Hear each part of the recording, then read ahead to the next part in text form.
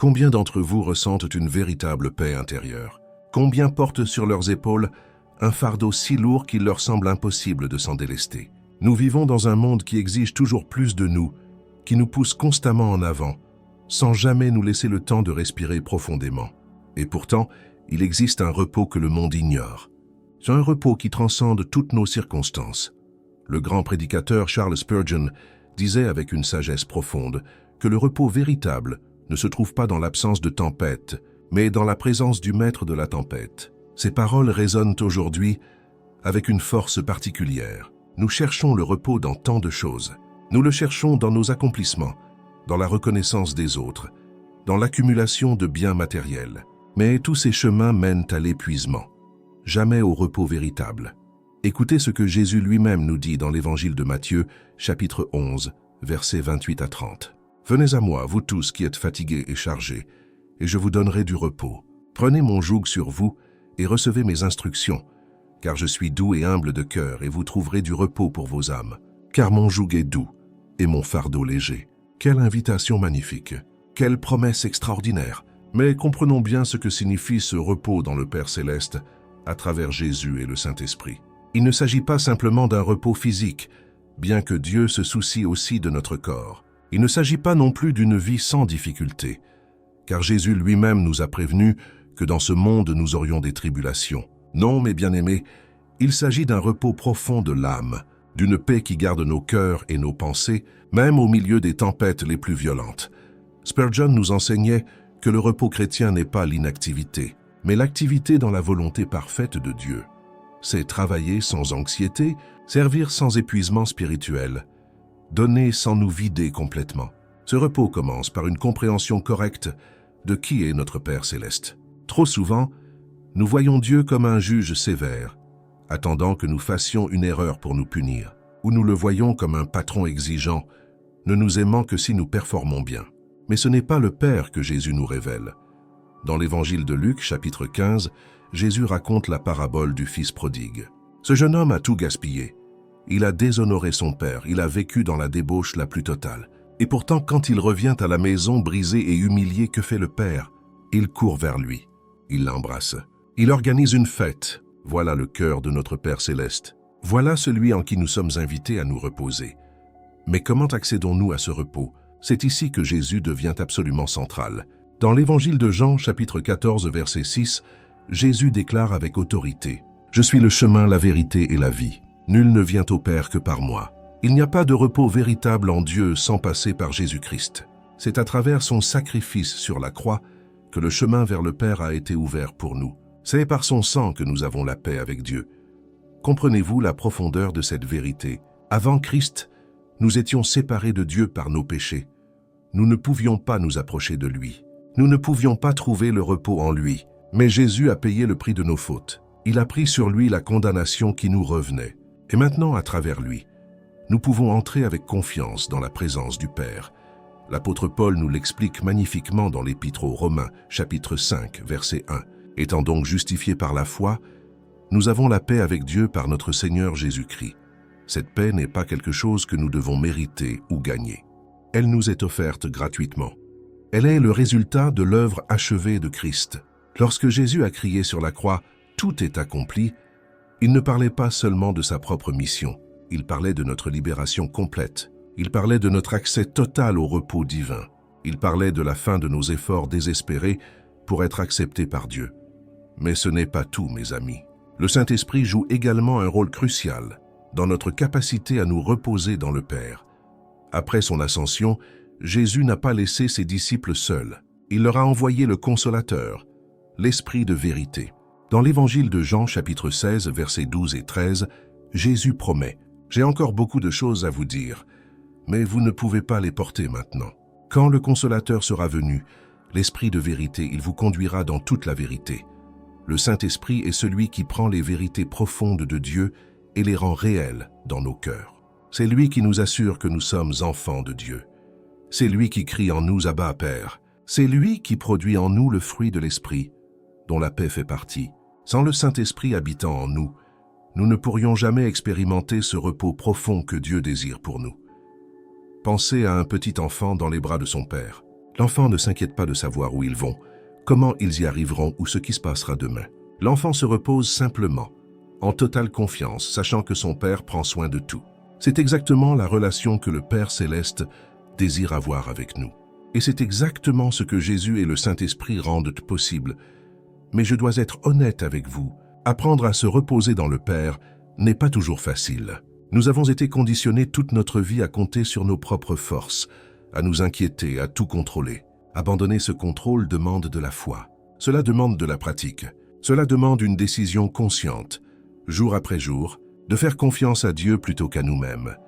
Si vous ressentez aujourd'hui que vous avez besoin d'approfondir cette intimité avec Dieu, je vous encourage vivement à découvrir notre e-book « 21 jours pour restaurer votre intimité avec Dieu ». Vous trouverez le lien dans le premier commentaire fixé sous cette vidéo. Ce guide pratique vous accompagnera pas à pas dans ce voyage vers un repos authentique en Dieu. Et si ce message touche votre cœur, n'oubliez pas de vous abonner à notre chaîne pour recevoir plus d'enseignements qui nourriront votre vie spirituelle. Maintenant, explorons ensemble les obstacles qui nous empêchent de nous reposer véritablement dans le Père Céleste. Parce que si nous ne comprenons pas ce qui bloque notre repos, nous continuerons à lutter inutilement. Le premier obstacle, et peut-être le plus puissant, c'est notre propre orgueil. Oui, mes amis, notre orgueil. Nous avons cette tendance profondément ancrée à vouloir tout faire par nous-mêmes, à prouver notre valeur, à démontrer que nous sommes capables. Dans le livre des Proverbes, chapitre 3, versets 5 et 6, la parole de Dieu nous dit avec clarté « Confie-toi en l'Éternel de tout ton cœur et ne t'appuie pas sur ta sagesse. Reconnais-le dans toutes tes voies et il aplanira tes sentiers. » Remarquez ces mots. De tout ton cœur, pas à moitié, pas partiellement, mais complètement, totalement, sans réserve. Et pourtant, combien d'entre nous donnent vraiment tout leur cœur à Dieu? Nous prions, oui. Nous allons à l'église, certainement. Nous lisons la Bible, de temps en temps. Mais au fond de nous, nous gardons toujours un plan de secours. Nous gardons toujours une partie de notre vie sous notre propre contrôle. Nous disons à Dieu qu'il peut avoir 90% de notre vie, mais ces 10% restants, nous préférons les gérer nous-mêmes. Et c'est exactement là que nous perdons notre repos. Le deuxième obstacle majeur, c'est notre incapacité à accepter la grâce. Nous avons grandi dans un monde de mérite et de performance. Si tu travailles dur, tu réussiras. Si tu es bon, tu seras récompensé. Si tu échoues, tu seras puni. Ce système de pensée s'infiltre dans notre relation avec Dieu. Nous pensons que nous devons gagner son amour, mériter sa bénédiction, nous qualifier pour son repos. Mais c'est un mensonge destructeur qui nous maintient dans l'esclavage. L'apôtre Paul combat cette pensée avec véhémence dans son épître aux Éphésiens, chapitre 2, versets 8 et 9. Car c'est par la grâce que vous êtes sauvés, par le moyen de la foi. Et cela ne vient pas de vous, c'est le don de Dieu. Ce n'est point par les œuvres, afin que personne ne se glorifie. Voilà la vérité libératrice. Voilà ce qui nous permet de nous reposer. Notre salut, notre acceptation par Dieu, notre place. Dans son cœur, tout cela ne dépend pas de nos performances, mais de sa grâce. Imaginez un instant que vous portiez un sac à dos rempli de pierres. Chaque pierre représente une œuvre que vous pensez devoir accomplir pour plaire à Dieu. Une pierre pour la prière du matin, une autre pour avoir lu la Bible, une autre pour avoir été gentil avec votre voisin, une autre pour avoir donné de l'argent à l'église. Le sac devient de plus en plus lourd. Vos épaules commencent à vous faire mal. Votre dos se courbe sous le poids. Et vous pensez que c'est cela, la vie chrétienne. Mais Jésus vient et dit « Pourquoi portes-tu ce fardeau? Je l'ai déjà porté pour toi. Dépose-le, repose-toi. » Le troisième obstacle, c'est notre peur de l'abandon. Beaucoup d'entre nous ont été blessés dans le passé. Peut-être que votre Père terrestre vous a abandonné. Peut-être que quelqu'un en qui vous aviez confiance vous a trahi. Peut-être que vous avez vécu des rejets douloureux. Et maintenant, inconsciemment, vous projetez ces expériences sur Dieu. Vous avez peur que si vous vous reposez vraiment en lui, si vous lui faites entièrement confiance, il vous laissera tomber comme les autres l'ont fait. Mais écoutez ce que Dieu promet dans le livre d'Ésaïe, chapitre 41, verset 10. « Ne crains rien, car je suis avec toi. Ne promène pas des regards inquiets, car je suis ton Dieu. Je te fortifie, je viens à ton secours, je te soutiens de ma droite triomphante. » Dieu ne vous abandonnera jamais, jamais. Il n'est pas comme les humains qui nous déçoivent. Il est fidèle pour toujours. Sa nature même est l'amour parfait, et l'amour parfait ne nous laisse jamais tomber. Le quatrième obstacle est peut-être le plus subtil. C'est notre dépendance à l'anxiété. Oui, vous avez bien entendu, nous devenons dépendants de l'anxiété. Nous nous y habituons tellement qu'elle devient notre état normal. Nous ne savons même plus ce que c'est que de vivre sans cette tension constante dans notre poitrine, sans ces pensées qui tournent en boucle dans notre tête. L'anxiété nous donne l'illusion du contrôle. Si je m'inquiète suffisamment, pense notre esprit, peut-être que je pourrais éviter le désastre. Mais Jésus nous confronte directement sur cette question dans l'évangile de Matthieu, chapitre 6, verset 27. Qui de vous, par ses inquiétudes, peut ajouter une coudée à la durée de sa vie? Nos inquiétudes ne changent rien. Elles ne prolongent pas notre vie. Elles ne résolvent pas nos problèmes. Elles ne protègent pas nos proches. Tout ce qu'elles font, c'est voler notre paix et nous éloigner du repos que Dieu offre. Plus loin dans le même chapitre, au verset 33 et 34, Jésus nous donne la solution. Cherchez premièrement le royaume et la justice de Dieu, et toutes ces choses vous seront données par-dessus. Ne vous inquiétez donc pas du lendemain, car le lendemain aura soin de lui-même. À chaque jour suffit sa peine. Quelle sagesse, quelle libération! Nous n'avons pas à porter le poids de demain aujourd'hui. Nous avons simplement à chercher Dieu aujourd'hui, à lui faire confiance aujourd'hui, à nous reposer en lui aujourd'hui. Le cinquième obstacle, c'est notre mauvaise compréhension de ce qu'est la volonté de Dieu. Beaucoup de chrétiens vivent dans une anxiété constante, se demandant s'ils sont dans la volonté de Dieu. Dois-je prendre ce travail ou celui-là? Dois-je épouser cette personne? Dois-je déménager dans cette ville? Et si je me trompe? Et si je rate la volonté parfaite de Dieu pour ma vie? Cette peur paralyse et empêche le repos. Mais regardez comment le psalmiste décrit la relation entre Dieu et ses enfants dans le psaume 37, versets 23 et 24. L'Éternel affermit les pas de l'homme et il prend plaisir à sa voie. S'il tombe, il n'est pas terrassé, car l'Éternel lui prend la main. Dieu n'est pas un Dieu qui attend que nous fassions un faux pas pour nous rejeter. Il dirige nos pas, il prend plaisir à notre chemin. Et même si nous trébuchons, il nous prend la main et nous relève. La volonté de Dieu n'est pas une ligne, fine et invisible, que nous devons marcher avec terreur de la manquer. C'est plutôt comme un large chemin sur lequel nous marchons avec notre Père. Il nous guide, il nous corrige avec douceur quand nous nous égarons. Il nous ramène sur la bonne voie. Notre responsabilité n'est pas d'être parfait dans chaque décision, mais d'être à l'écoute, d'être ouvert, d'être disponible. Enfin, le sixième obstacle est notre comparaison constante avec les autres. Nous regardons autour de nous et nous voyons des chrétiens qui semblent avoir tout compris. Ils prient pendant des heures, ils jeûnent régulièrement, ils connaissent la Bible par cœur, ils témoignent sans peur, et nous nous sentons inadéquats. Nous pensons que nous ne sommes pas assez bons, pas assez spirituels, pas assez consacrés, et cette comparaison nous vole notre repos. Mais l'apôtre Paul nous avertit dans la deuxième épître aux Corinthiens, chapitre 10, verset 12. Nous n'osons pas nous égaler ou nous comparer à quelques-uns de ceux qui se recommandent eux-mêmes. Mais en se mesurant à leur propre mesure et en se comparant à eux-mêmes, ils manquent d'intelligence.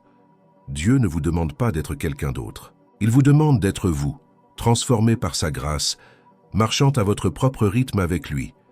Après avoir identifié ces obstacles, il est temps maintenant de comprendre comment cultiver activement ce repos dans le Père Céleste. Parce que le repos en Dieu n'est pas quelque chose qui nous tombe dessus par accident. C'est une discipline spirituelle, une pratique quotidienne, un choix conscient que nous faisons encore et encore.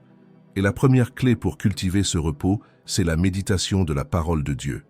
Regardez ce que le psaume 1, versets 2 et 3, nous enseigne. « Mais qui trouve son plaisir dans la loi de l'Éternel, et qui la médite jour et nuit. Il est comme un arbre planté près d'un courant d'eau, qui donne son fruit en sa saison, et dont le feuillage ne se flétrit point.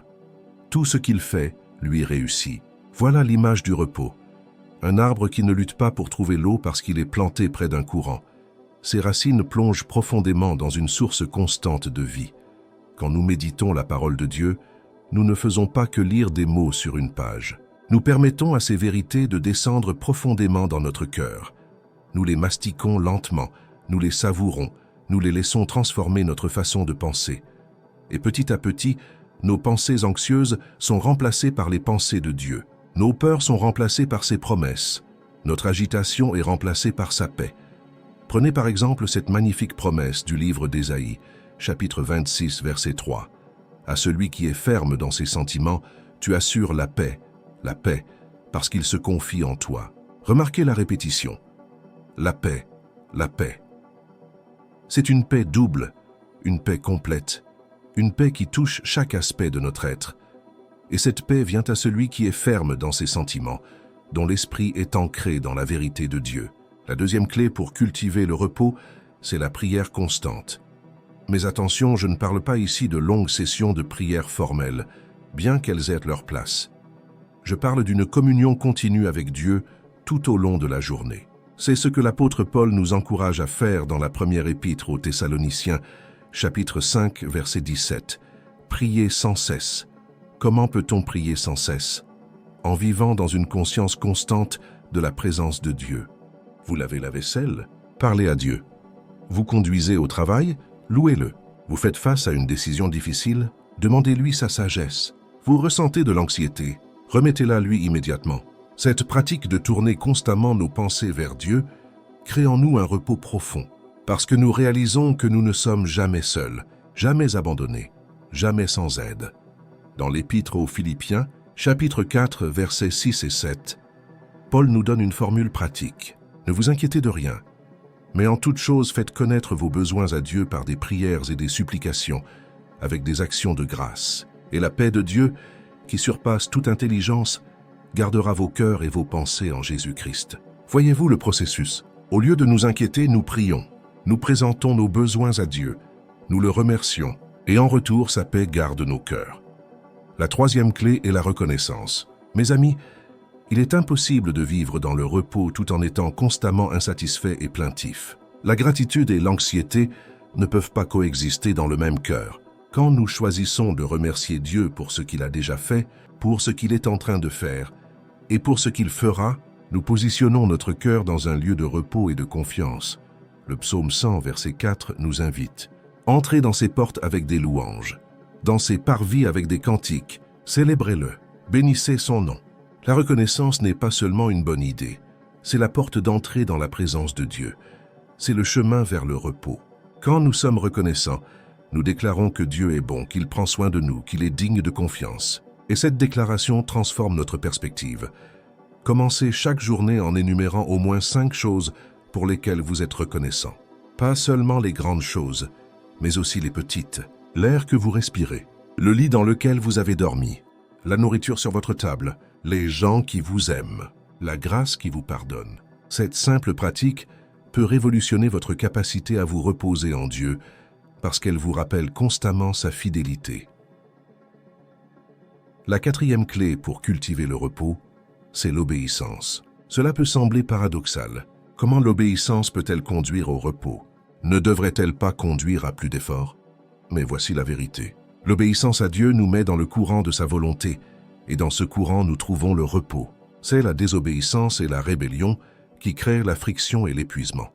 Jésus dit dans l'évangile de Jean, chapitre 15, versets 10 et 11, « Si vous gardez mes commandements, vous demeurerez dans mon amour, de même que j'ai gardé les commandements de mon Père, et que je demeure dans son amour. Je vous ai dit ces choses, afin que ma joie soit en vous et que votre joie soit parfaite. » L'obéissance n'est pas un fardeau quand nous comprenons quel est le chemin vers la joie et le repos en Dieu. Pensez à un poisson. Un poisson trouve son repos en nageant dans l'eau, pas en luttant contre elle. De la même manière, nous trouvons notre repos en nageant dans le courant de la volonté de Dieu, pas en luttant contre elle. Quand nous choisissons d'obéir à ce que Dieu nous demande, même quand c'est difficile, nous découvrons une paix profonde qui vient de savoir que nous sommes exactement où nous devons être. La cinquième clé est la communion fraternelle. Dieu ne nous a pas créés pour vivre notre foi en isolation. Nous avons besoin les uns des autres. Nous avons besoin d'être encouragés, fortifiés, corrigés, aimés par d'autres croyants. Dans le livre des Hébreux, chapitre 10, versets 24 et 25, nous lisons « Veillons les uns sur les autres, pour nous exciter à la charité et aux bonnes œuvres. N'abandonnons pas notre assemblée, comme c'est la coutume de quelques-uns, mais exhortons-nous réciproquement. Quand vous traversez une période difficile, quand le repos semble impossible à trouver, la présence d'un frère ou d'une sœur en Christ qui prie avec vous, qui vous rappelle les promesses de Dieu, qui porte votre fardeau avec vous, cela peut faire toute la différence. Nous ne sommes pas faits pour porter nos fardeaux seuls. L'apôtre Paul nous dit dans l'Épître aux Galates, chapitre 6, verset 2, « Portez les fardeaux les uns des autres, et vous accomplirez ainsi la loi de Christ. » La sixième clé pour cultiver le repos est le jeûne spirituel des distractions. Nous vivons dans un monde incroyablement bruyant et distrayant. Nos téléphones sonnent constamment. Les réseaux sociaux réclament notre attention. Les nouvelles nous bombardent d'informations anxiogènes. Comment pouvons-nous trouver le repos dans tout ce bruit? Nous devons créer intentionnellement des espaces de silence et de solitude. Jésus lui-même pratiquait cela régulièrement. Dans l'Évangile de Marc, chapitre 1, verset 35, nous lisons « Vers le matin, pendant qu'il faisait encore très sombre, il se leva et sortit pour aller dans un lieu désert, où il pria. » Si Jésus, le Fils de Dieu, avait besoin de ces moments de retrait et de silence, combien plus en avons-nous besoin? Le repos véritable nécessite que nous nous déconnections régulièrement du bruit du monde pour nous connecter avec Dieu. Éteignez votre téléphone pendant 1 heure chaque jour. Trouvez un endroit tranquille où vous pouvez simplement être en présence de Dieu. Pas nécessairement pour prier ou lire, mais simplement pour être, pour respirer, pour vous rappeler qui vous êtes et à qui vous appartenez. Cette pratique peut sembler improductive dans notre culture obsédée par l'efficacité, mais elle est essentielle pour notre santé spirituelle et notre capacité à nous reposer en Dieu. Maintenant, parlons des fruits merveilleux qui naissent dans notre vie lorsque nous apprenons véritablement à nous reposer dans le Père céleste à travers Jésus et le Saint-Esprit. Parce que ce repos n'est pas une fin en soi. C'est le terreau fertile dans lequel Dieu fait pousser quelque chose de magnifique en nous. Le premier fruit de ce repos, c'est une paix qui défie toute logique et toute circonstance. Vous connaissez peut-être l'histoire de l'apôtre Paul et de Silas dans le livre des Actes, chapitre 16. Ils avaient été battus, fouettés, emprisonnés dans les conditions les plus horribles. Leurs pieds étaient attachés dans des ceps. Leur dos saignait de coups de fouet. C'était minuit. Tout était sombre et douloureux. Et que faisait-il? Le verset 25 nous dit « Vers le milieu de la nuit, Paul et Silas priaient et chantaient les louanges de Dieu, et les prisonniers les entendaient. Voilà le fruit du repos en Dieu, une paix si profonde que même dans la prison, même dans la douleur, même dans l'obscurité, vous pouvez chanter. Cette paix ne dépend pas de vos circonstances extérieures. Elle jaillit d'une source intérieure, de la présence même de Dieu en vous. C'est la paix que Jésus promettait à ses disciples dans l'Évangile de Jean, chapitre 14, verset 27. « Je vous laisse la paix, je vous donne ma paix. Je ne vous donne pas comme le monde donne. Que votre cœur ne se trouble point et ne s'alarme point. » Le deuxième fruit du repos en Dieu, c'est une joie authentique et durable. Pas le bonheur superficiel qui dépend des circonstances favorables, mais une joie profonde qui persiste même dans les épreuves. Cette joie vient de la certitude d'être aimé inconditionnellement, d'être accepté complètement, d'appartenir éternellement au Père céleste. C'est une joie que personne ne peut vous enlever. Dans l'Épître aux Romains, chapitre 15, verset 13, Paul prie cette prière magnifique. « Que le Dieu de l'espérance vous remplisse de toute joie et de toute paix dans la foi, pour que vous abondiez en espérance par la puissance du Saint-Esprit. » Remarquez que cette joie et cette paix viennent par la puissance du Saint-Esprit. Ce n'est pas quelque chose que nous générons par notre propre effort. C'est un don, un fruit de l'Esprit qui habite en nous.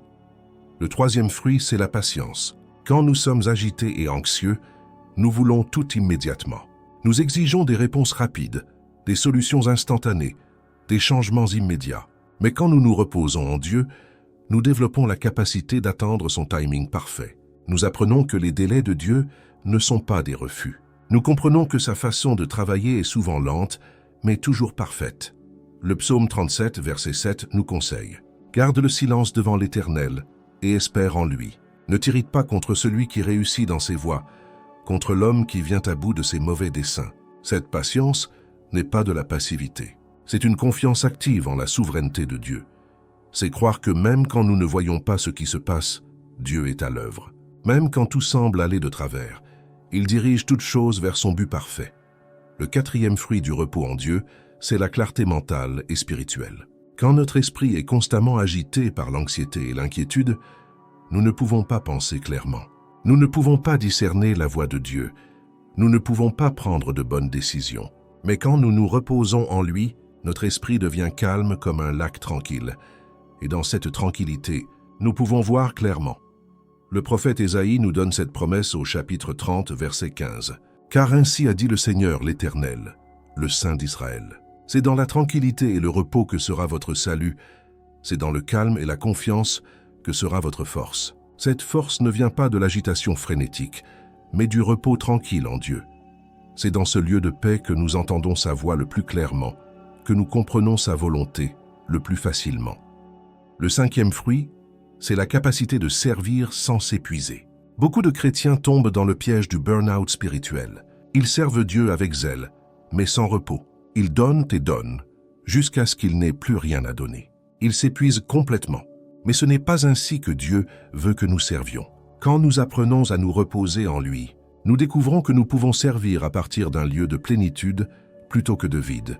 Jésus nous montre cet équilibre parfait dans l'évangile de Marc, chapitre 6, versets 30 et 1. Après que les disciples soient revenus de leur mission, fatigués et affamés, Jésus leur dit « Venez à l'écart dans un lieu désert et reposez-vous un peu. » Car il y avait beaucoup d'allants et de venants, et ils n'avaient même pas le temps de manger. Jésus comprenait le besoin de repos. Il ne valorisait pas le service au détriment du bien-être de ses disciples. Il savait que pour servir efficacement, ils devaient d'abord se reposer. Le sixième fruit du repos en Dieu, c'est des relations plus saines. Quand nous sommes anxieux et agités, nous projetons souvent cette tension sur ceux qui nous entourent. Nous sommes irritables, impatients, critiques.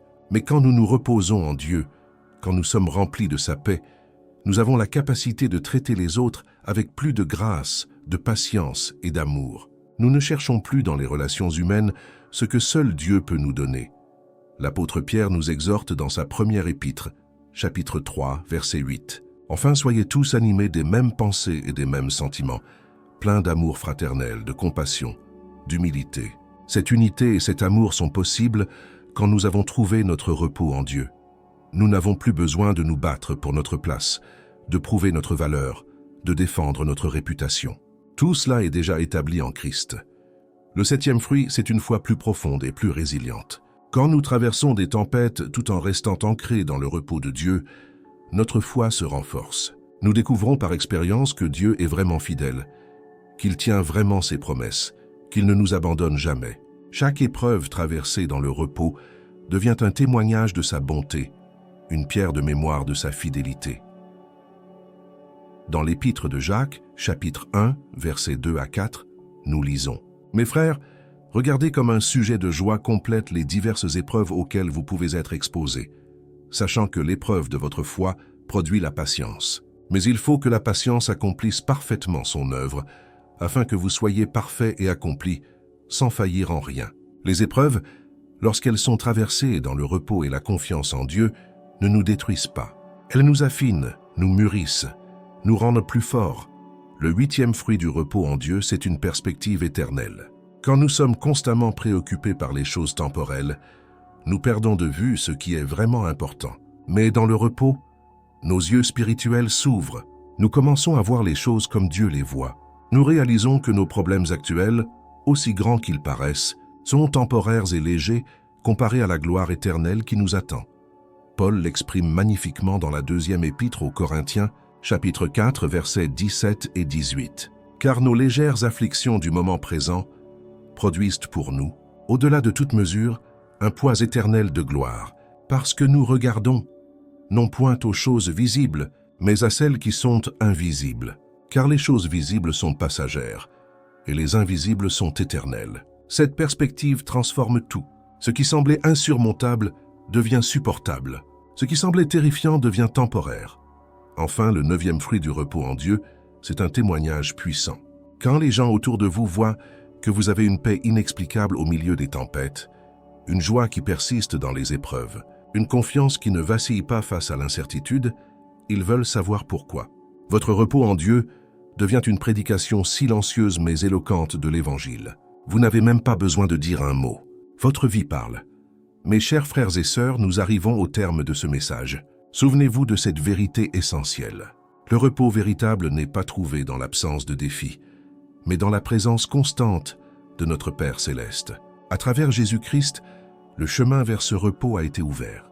Par le Saint-Esprit, ce repos devient une réalité vivante en nous. Ce n'est pas une théorie abstraite, mais une expérience quotidienne accessible à chacun d'entre vous. Aujourd'hui, je vous encourage à faire ce premier pas. Déposez vos fardeaux aux pieds de Jésus. Cessez de lutter par vos propres forces. Permettez au Saint-Esprit de vous conduire dans ce lieu de paix profonde où Dieu vous attend, avec des bras ouverts. Rappelez-vous que notre e-book « 21 jours pour restaurer votre intimité avec Dieu » peut vous accompagner dans ce voyage transformateur. Le lien se trouve dans le premier commentaire fixé. Je vous remercie du fond du cœur d'avoir pris le temps de regarder cette vidéo jusqu'au bout. Si ce message a touché votre âme, n'hésitez pas à vous abonner à notre chaîne pour recevoir davantage d'enseignements qui nourriront votre marche spirituelle. Laissez un commentaire pour partager comment Dieu parle à votre cœur. Mettez un pouce en l'air si vous avez été béni. Et surtout, continuez à regarder les prochaines vidéos qui apparaîtront sur votre écran. Que la paix de Dieu qui surpasse toute intelligence garde vos cœurs et vos pensées en Jésus-Christ. Amen.